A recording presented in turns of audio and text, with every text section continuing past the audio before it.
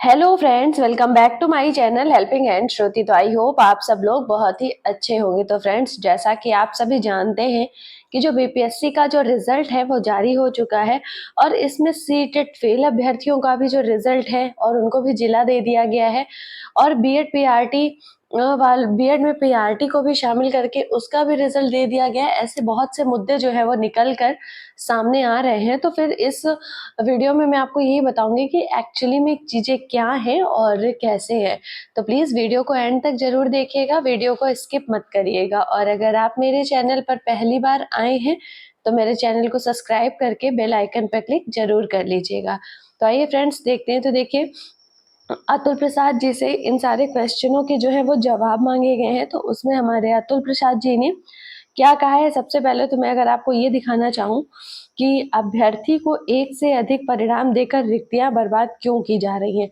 तो इसके जवाब में अतुल प्रसाद जी ने कहा है कि अभ्यर्थियों को एक से अधिक परिणाम दिया गया है ताकि डीवी के समय किसी एक में असफल होने पर दूसरी नियुक्ति से भी वंचित न हो जाएं। ऐसी रिक्ति को इसी चयन प्रक्रिया में प्रतीक्षा सूची से भरा जाएगा और अगली प्रक्रिया में यह राज्य सरकार के निर्णय पर निर्भर करेगा।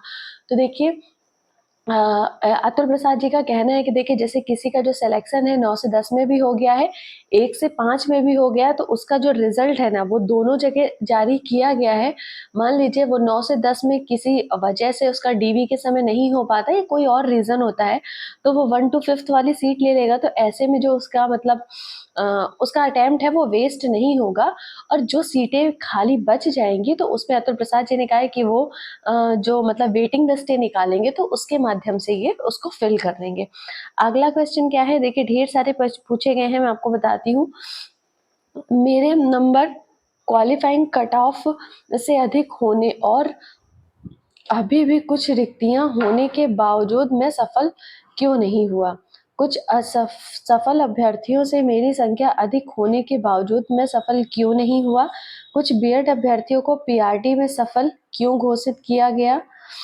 अस्सी टेट के असफल उम्मीदवार को पीआरटी में क्यों सफल घोषित किया गया। मुझे मेरी पसंद का जिला क्यों नहीं मिला। तो देखिए, इतने सारे जो क्वेश्चंस हैं वो पूछे गए कि मतलब जिला क्यों नहीं मिला मेरी पसंद का और ये क्या नहीं हो। तो इसके भी जवाब में अतुल प्रसाद जी ने देखिए उसके कारण बताए हैं। संभावित कारण पे अगर आप देखिए तो दस्तावेज सत्यापन में अयोग्य 10,000 से अधिक को अयोग्य घोषित किया गया। तो देखिए, जिन बच्चों की ये शिकायत थी कि मतलब जो मेरा तो नंबर ज्यादा है कट ऑफ से, फिर भी मुझे मेरा सिलेक्शन क्यों नहीं हुआ। तो देखिए, अतुल प्रसाद जी ने यहाँ बताया हुआ है कि 10,000 से अधिक को अयोग्य घोषित कर दिया गया है डीवी के समय, इस वजह से उनका नहीं हुआ। भाषा पेपर में असफल, जो देखिए आपका जो लैंग्वेज पेपर हुआ था ना तो क्वालिफाइंग नेचर का था तो बच्चे उसे क्वालिफाई नहीं कर पाए, बट अपने जो सामान्य अध्ययन का पेपर हुआ था उसमें अच्छे नंबर लाए हैं। तो लेकिन जब आप भाषा में ही नहीं पास हो पाएंगे तो फिर आपकी वो कॉपी ही नहीं चेक होगी। तो इसलिए करीब 4800 लोग भाषा के पेपर में भी असफल हो गए हैं। आरक्षण का लाभ नहीं, यदि आवेदन में दावा नहीं किया गया या अपेक्षित प्रमाण पत्र जमा नहीं किया गया तो फिर आपको आरक्षण का लाभ भी नहीं मिलेगा। और रिक्तियां दिव्यांग उम्मीदवारों के लिए सुरक्षित रखने के कारण और सभी परीक्षा फल सशर्त है सीटेट में शामिल होने वाले उम्मीदवार जो सीटेट में असफल हो गए हैं उन्हें पीआरटी डीवी के दौरान बाहर कर दिया। तो देखिए, सीटेट का मुद्दा जो काफी ज्यादा निकल कर सामने आ रहा था। तो देखिए, चीजें ये हैं कि सीटेट का उन्होंने आपका रिजल्ट तो दे दिया, बट जब डीवी के समय आप अपना सीटेट का सर्टिफिकेट दिखाएंगे और उसमें आप पास नहीं होंगे ना तो फिर आप अपने आप डीवी से बाहर हो जाएंगे। और लगभग 10,000 बीएड अभ्यर्थी डिप्लोमा धारक भी हैं।